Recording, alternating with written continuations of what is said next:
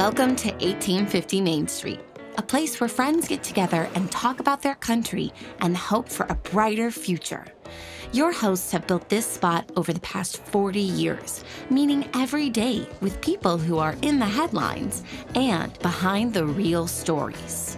Today, Rob Walgate and Alan C. Duncan from the Public Square are joined by David Zanotti, the CEO of the American Policy Roundtable. If the Democrats' message is that we're not going back, then what's their plan to move forward? And what are they going to leave behind? Is the pain over, or is it just beginning? Well, we still have to talk about it, so I don't know. Does that count? I did radio on Thursday night while it was going on, so I did. So I had to turn it down, and I was watching as I was listening. And who was interviewing me? Dennis Maniloff was saying the same thing. He's like, "I know you're watching it. You just have it turned down." I said, "Yeah, we talked." What was interesting though is they got the vice president off the stage on Thursday evening before the president would have been on the stage on Monday evening. Hey, first off, we're talking about both conventions finally being over. Yes. The two cultic exposés are now complete. The infomercial on Cultic America is now completed, and we don't have to listen to any more fake cheer noises amplified from microphone.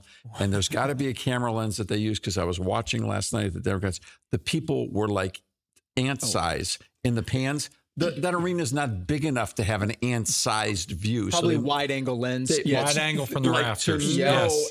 And they're doing this to make it look like there's a gazillion million people there. It was very well produced. Yeah, I was watching some of the production value. Very, very well produced. Audio and as far as the visuals, so it was outstanding. However, I have reached my limit. I'm absolutely done. That you cannot coach up a political party any more than that group of people had been coached. They brought, I don't know who's left, and the thing that my boiling point was Oprah Winfrey. Oh, that was it. Okay. Over the top, I'm gone. The high I priestess. didn't watch her. I haven't seen it yet. I actually haven't seen hers yet. The high priestess of materialism. Okay. And you get a car, and you get a car, and you get a car, is sitting there lecturing us on the morality of Marxist socialism. Can I go back to that? My brain is exploding. I want to go back to that car moment. Everyone gets a car. Because remember when she did that. But that's a while now. That's been a while.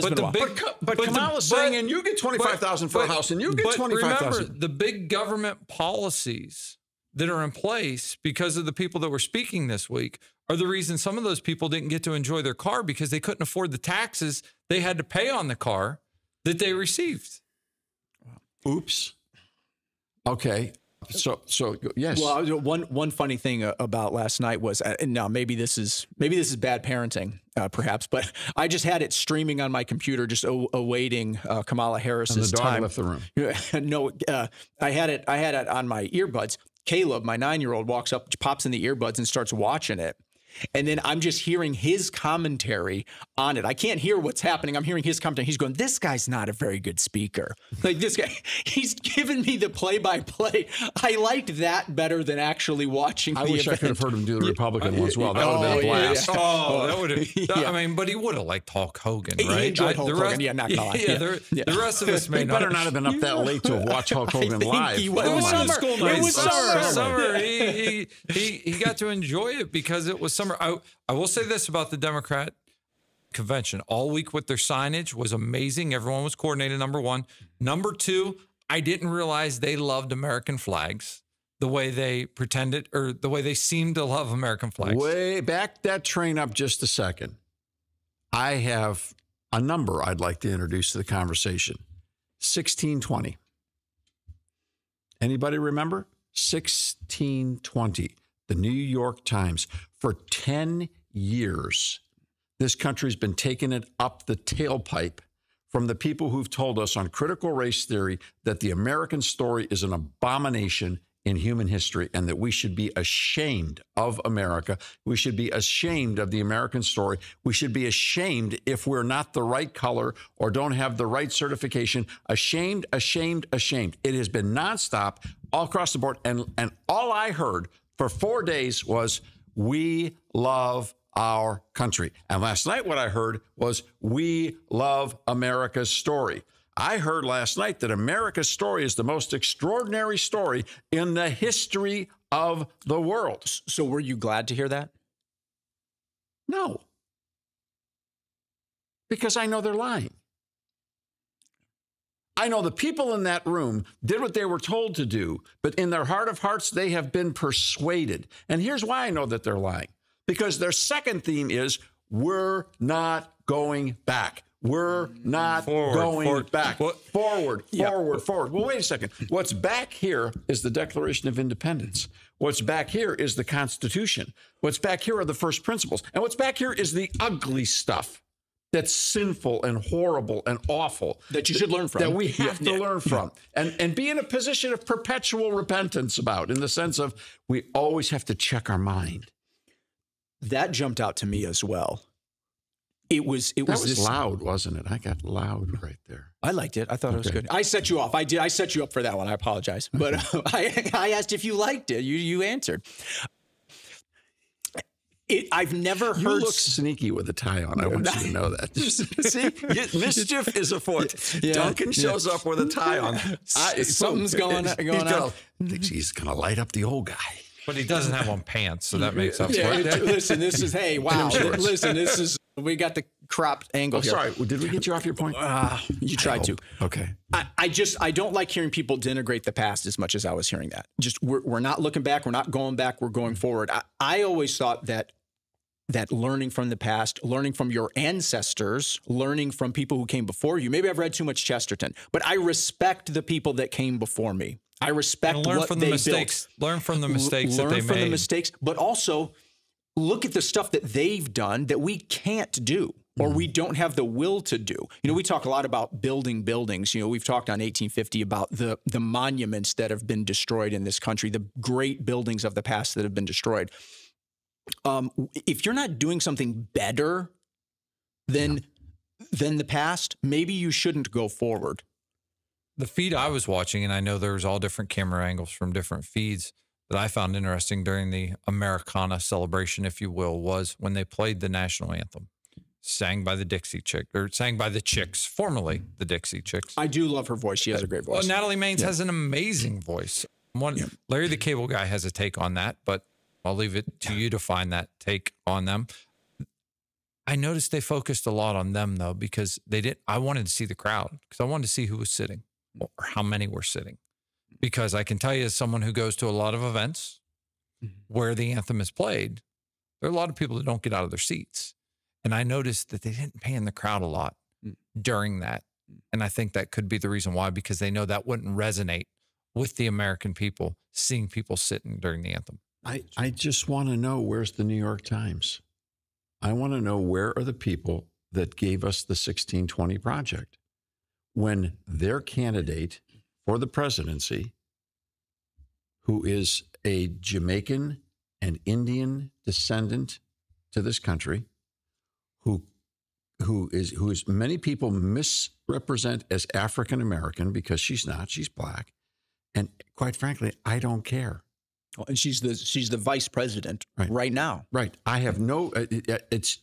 But what I'm saying is, we have been told for years upon years, our children, our grandchildren have been taught that America's story is shameful. It's shameful. I want to know, when the New York Times' candidate for the presidency, a black female running, who's the vice president of the United States, stands up and talks about her love for her country and her love for this story. I want to know why the New York Times isn't front page, bold headlines, at war with Kamala Harris. Well, again, you're asking for internal consistency and hypocrisy, and non-hypocrisy from people who may not believe in that.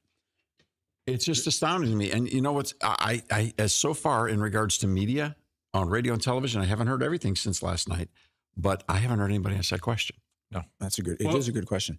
Well, because they know that message does resonate with the American people. She didn't talk much about policies on Thursday night. She talked about, evidently they can count. Well, but everyone gave her bio multiple times, right? I mean, the first half of her speech was her giving her bio. I'm like, well, we heard your husband say that. We heard your sister say that. We heard everyone say that. We know that. Get to the policies. The speech was relatively short by comparison to some others.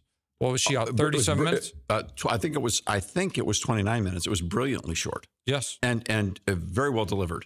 Credit where credit's due. Is very well done. She was forceful. She was. I think it was one of her best. But let's watch out, because guess who was on Jesse Waters' show last night? Jon Favreau. Oh. And I'm not talking about the chef and the movie producer. I'm talking about the guy who wrote Obama's speech. Yeah. His second inaugural address. What is Favreau doing hanging around? Well, I'd like to know who wrote all these speeches. I really would. I would like to know who wrote Tim Walz's speech. I'd like to know who wrote Kamala's speech. I think they have an obligation to disclose. I think it's important. I'd like to know who's writing the stuff.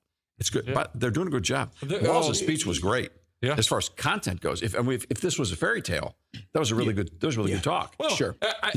I will say one thing that did frustrate me about her speech was the fact when she said she wasn't going to politicize the border, and the whole border bill has been nothing but politics since it started. You don't need a bill to secure the southern border. It's constitutional. Just I'm stop so with it. impressed that Donald Trump was able to dictate to the House and the Senate that they would not pass this. Boy, where's he been? We could have used a lot of other buttons being pushed. If he could stop that one, what about several others? Well, and again, she's been in the position of border czar for 4 years. I know they're trying to backtrack that and scrub the internet. I'm sorry. I thought Donald Trump was the incumbent that they're running against. You know, he said he's actually not.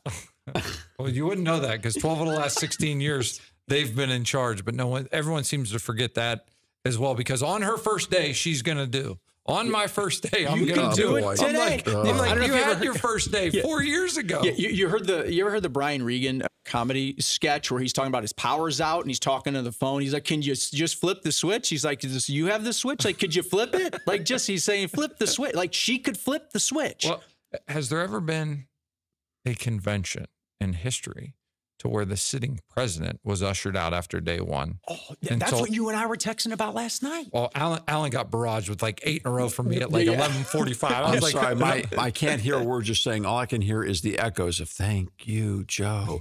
Thank you, Joe." And I want to finish the sentence. "Thank you, Joe, for getting the blank out of here. Right. Thank you, Joe, for walking away." Oh, but I'm sorry, but he's still president. Oops. Well, and they're talking to him, but he's not in the room. Yeah, that's creepy. She's thanking him from the stage. He ain't there. Where is he? He got pushed away. He's out in Cali on vacation. When he wears a tie. He is different. He is different. But and I also think that highlights the fact when you hear Mark Kelly's speech. Mark Kelly's an astronaut. Who doesn't think an astronaut's cool? Yeah. Seriously. Like, why wouldn't you pick the astronaut? Because he may say something on the border that your administration doesn't agree with policy-wise because he lives in Arizona. Walz was brilliant. It's like two sock puppets. They've got them both right where they want them. It's perfect. All right. And they're putting their words in their mouths and they're delivering them, and it's wonderful. Let me tell you what my conclusion on all of this is in regards to the Democrat side. There's a whole conclusion in regards to the Republican side. They've got their own issues. Plenty of them. And plenty of them. This is what we can teach our children, and I believe we must. This is about the symbolic presidency. She is just like someone who gets named the president to a corporation that really doesn't need a president. They just need a PR person that's got a good enough title. Yeah. So they create the role of the president as a public relations piece, and they bring in somebody who's got a big title. That's the way it works. That's why we have very few titles around here, because everybody matters 100% of the time. So she is now the symbolic president. She's going to be told what to do. She's going to be told what to say, and she'll make it her own because she's very good at that. Her greatest asset is empathy. So she can translate herself. This is what they say about her. She can translate herself into the emotional moment. It's a great gift. It's particularly a great gift for a teacher, a social services worker, for moms and dads. I mean, empathy is a strong gift. But if you study the character of great American presidents and great American leaders, you will not find empathy usually listed at the top because it's a different gift for a different role. But she's got that one, and she'll certainly make the most of it. But my question is this: she's the symbolic president. You know why? Because the administrative state is on full tilt running without her. She's not the president. She's out on the campaign trail. The current president's been hidden in his basement for 4 years, and now we don't even know where he is. And guess who's running the show? The administrative state is now in charge. Watch it. Who's running the government? The government's running the government. The administrative state is the power. She, as the executive branch, is the symbol. That's all she is. That's what they want. And what highlights that more than anything is the fact that she did not receive one vote in the primary to be the nominee for president of the United States. She didn't run in one election to get this nomination. Not one. That highlights what you're saying to its fullest. The fact that, she's the symbol. Yeah, she's the symbolic president. And this is the way the progressive left wants the presidency to be. This is classic Woodrow Wilson doctrine. He wanted a parliamentary system where an elite group of people ran the bureaucracy of the state. He started writing about that in the early 1900s, and that was what his administration was all about. And ironically, he ended up being completely incapacitated by a stroke, and his wife ran his administration in the final months. At that point, you could just have a king or a queen and then a parliamentary system. You could just do that. And Wilson was infatuated with the British system. Yeah. One thing I do want to... The Brits, by the way, were the cool kids. Americans had a complex about this country for a long, long time, into the 1900s. And they always wanted to be viewed as popular with Europe because they were the cool kids. Now the cool kids were actually in the Democratic Convention. All the cool kids were there. I mean, come on, Stevie Wonder was there. I think we became the cool kids once we figured out dentistry. Once our teeth became better, isn't that what we became? Wow, shots fired at the Brits. Sorry, apologies. Do you want to know who and what is going to be on your ballot this November? Check out ivoters.com and enter your address and zip code. No name, no phone number, and no email address required. Find out who all the candidates are, who's endorsing them, and who's funding them. We're not bound to any political parties, candidates, or campaigns at iVoters, and we won't tell you who to vote for. You're smart enough to figure that out for yourself. What we will do is give you all the facts and none of the fanfare. Did we mention it's free? Free minds, free speech, free agents. iVoters.com, a public service of the American Policy Roundtable.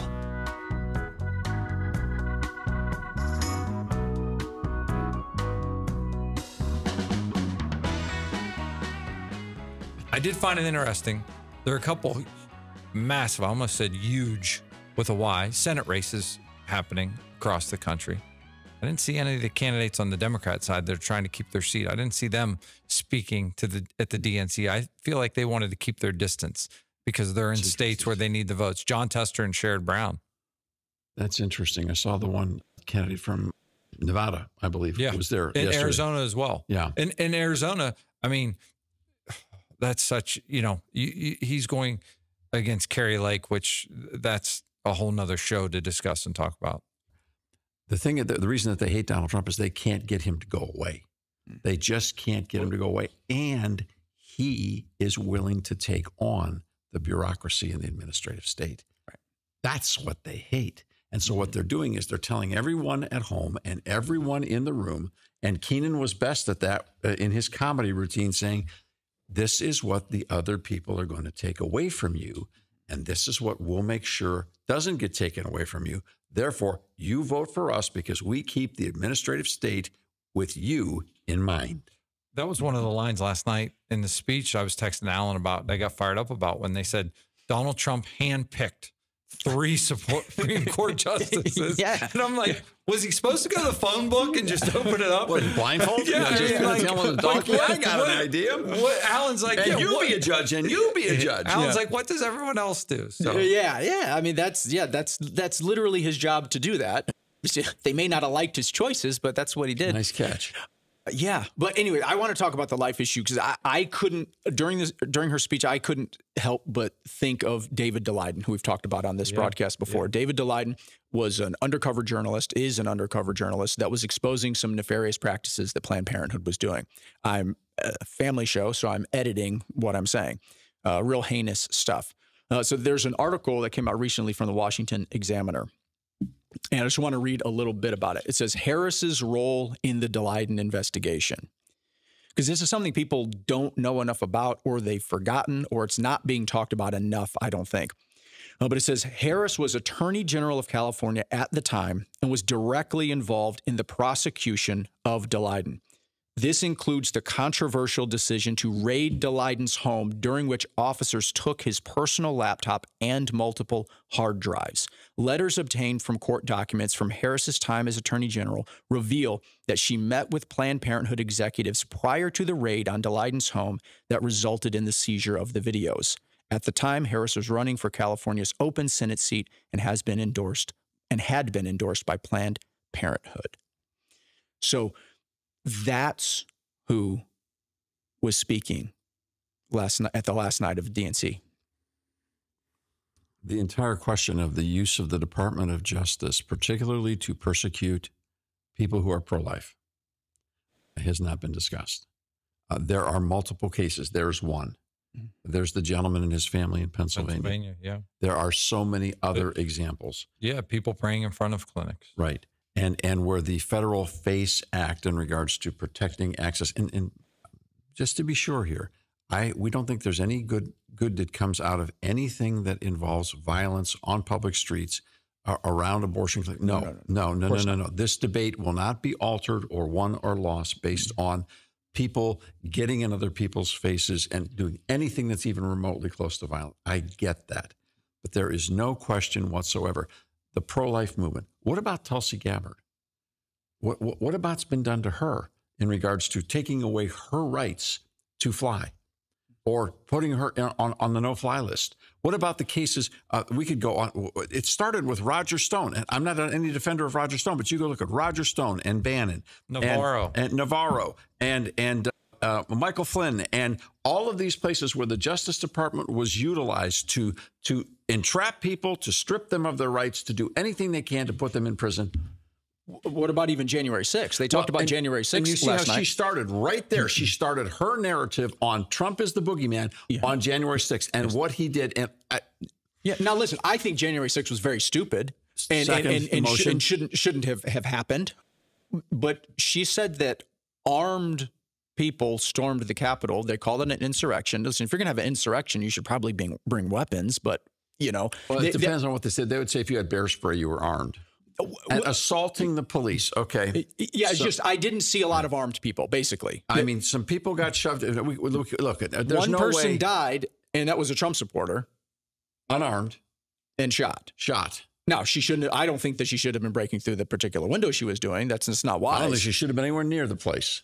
So again, people think like, oh, you're defending January 6th. No, but to call it an armed insurrection, the worst armed insurrection of all time. And to lock the Capitol down and to through that whole inaugural process. But see, it's only indicative of what they were intending to do throughout all of COVID anyways. Sure. Stop and think about it.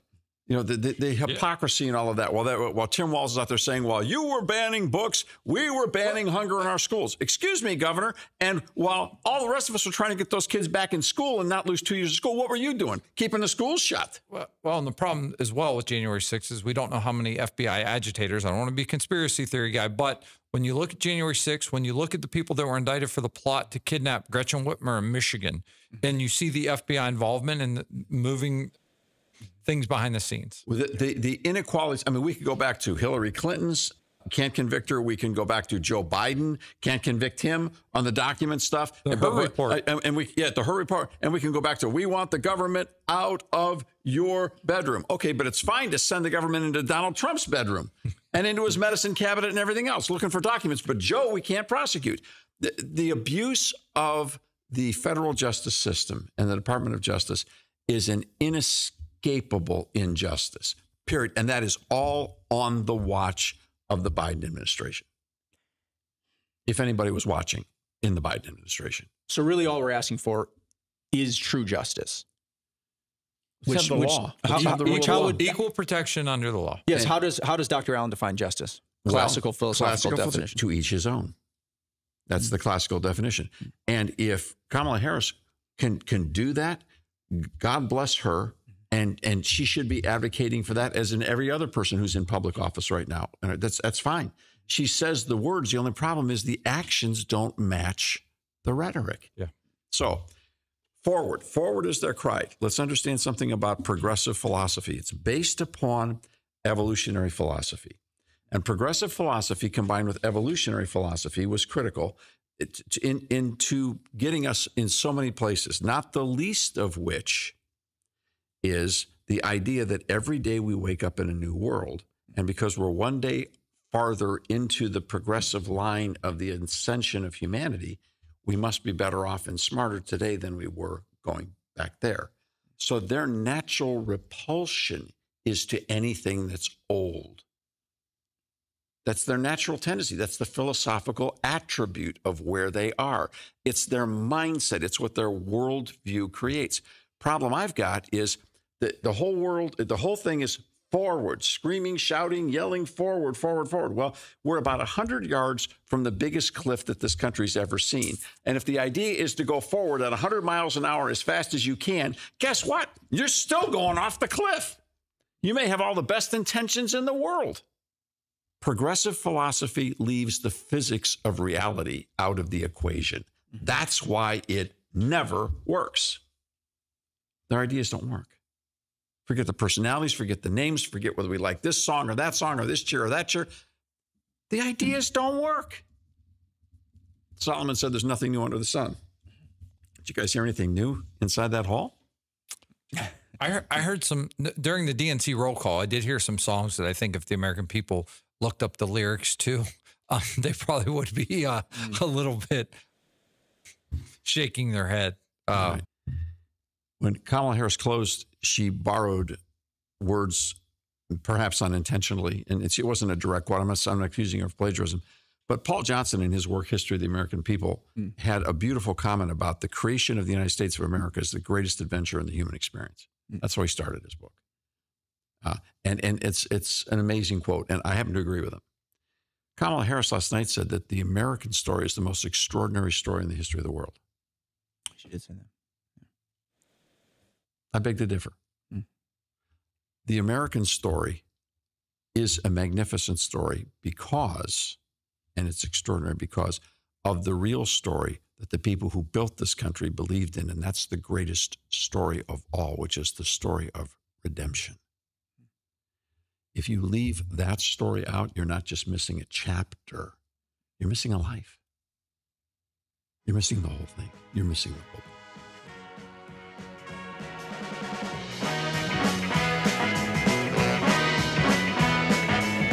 The conversations are just getting started.